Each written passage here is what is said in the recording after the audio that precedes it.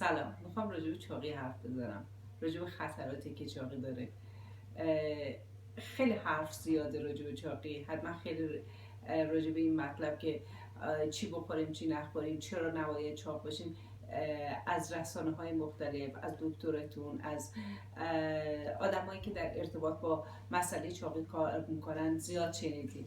اما من امروز میخوام راجع به این قضیه صحبت بکنم که آیا میدونید که چاقی با خیلی از بیماریایی که امروزه به عنوان بیماری خطرناک محسوب میشن ارتباط خیلی نزدیک داره.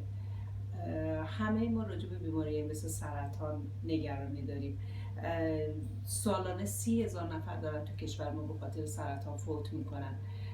خیلی از بچه ها پدر مادراشون رو دارن از دست میدن. خیلی از خانواده ها بچه ها و دلبنداشون رو دارن از دست میدن به خاطر این قضیه.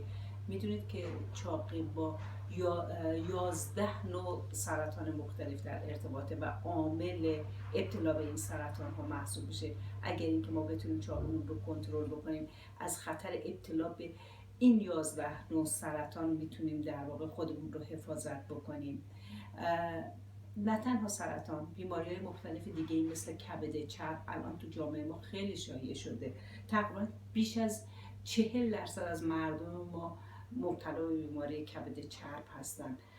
به شکلی شاید من بتونم بگم که 70% از آدمایی که چاقن یک کبد چرب بدون علامت دارن. خب کبد چرب از چه جنبه اهمیت داره؟ کبد چرب متاسفانه خدمتتون گفتم چون یه بیماری بی علامت هست، در بسیاری از موارد ممکنه تشخیص داده نشه، به درجات شدید خودش برسه و نهایتاً وقتی که پیشرفت میکنه متاسفانه افراد دچار یعنی در واقع مرحله از بیماری میشن که غیر قابل برگشته، یا با میلیون ها تومان صرف بودجه باید ممکنه که یک در واقع بازگشت که خیلی ناقص، یعنی یک درمانی که همراه با عوارض متعددی در طی دوره زندگیشونه ممکنه که همراه باشه. در صورتی که اگر از چاقی پیشگیری بکنن یا چاقی خودشون رو درمان بکنن، مهمترین قدم رو برای بهبود بیماریشون برداشتن.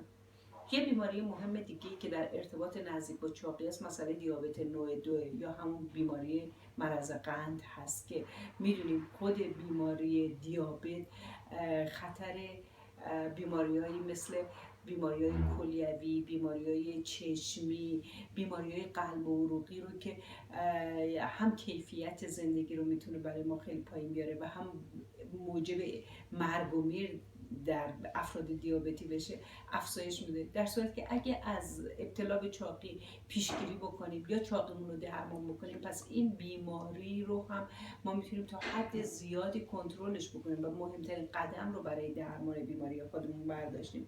پس بنابراین و هزار بیماری دیگه که میتونه با چاقی به شکلی در ارتباط باشه، من میخوام راجع به این حرف بزنم که ما با چند تا راهکار خیلی ساده میتونیم واقعا خطر این مسئله چاقی رو کاهش بدیم. میدونیم که بیش از 50% از جمعیت ما واقعا اضافه وزن دارن یا چاق هستن و مسئله اینه که این راهکارهای ساده، من میخوام یه مثال خیلی راحت برای شما بزنم. اگه شما فقط مصرف یه لیوان نوشابه در طی شبانه روز داشته باشین، من میخوام بگم که همین یه لیوان نوشابه ممکنه که یعنی ممکن که نه، دقیقاً با آمارها من میتونم به شما ثابت بکنم که یه چیز حدود 7 کیلو اضافه وزن برای شما در طی سال میتونه ایجاد بکنه.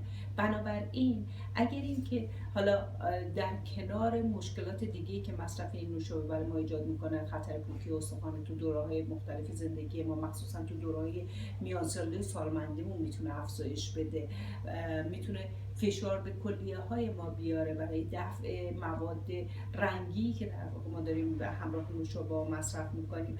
پس بنابراین ما میتونیم با یه تغییر رفتار کوچولو، به جای اینکه نوشابه بخوریم، خب به جای بهترین نوشیدنی میتونه آب باشه برای ما، یا از نوشیدنی‌های سالم دیگه مثلا دوغ کم نمک میتونیم استفاده بکنیم، یا سایر رفتارهایی که به شکلی میتونه در واقع خیلی راحت این مسئله چاقی رو بیاد در واقع خطرش رو کم بکنه. مثلا استفاده بیشتر از سبزیجات. ما این همه سبزیجات خوب و متنوع تو کشورمون داریم. همین سبزیجات میتونه در واقع به خاطر فیبر بالایی که داره حس گرسنگی رو تو ما به تعویق بندازه و نه تنها قند خونمون رو کنترل میکنه، حس گرسنگیمون رو به تعویق میندازه.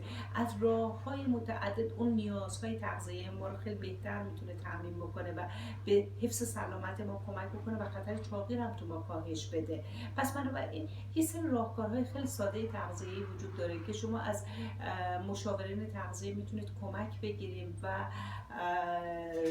اگر اضافه وزن و چاقی ندارین پیشگیری بکنید از این قضیه و اگر مبتلا به اضافه وزن و چاقی هستین خیلی راحت میتونید در واقع به قبل از اینکه مبتلا به بیماری‌های خطرناکی مثل کبد چرب بشیم، مثل دیابت بشیم، مثل خدایی نکرده سرطان در واقع پیشگیری بکنید از این بیماری‌ها. و حتی من میخوام بگم خدایی نکرده اگر جزء افرادی هستیم که مبتلا به این بیماری ها شدین، حتی میشه راحت با مشاوره های تغذیه، با کنترل وزن و رسیدن به یک وزن متعادل در واقع به مدیریت بیماریتون و به درمان بهتر بیماریتون کمک بکنید. پس بنابراین اگر علاقه من بودید میتونید با ما تماس بگیرید برای اینکه از این مشاوره ها استفاده کنید.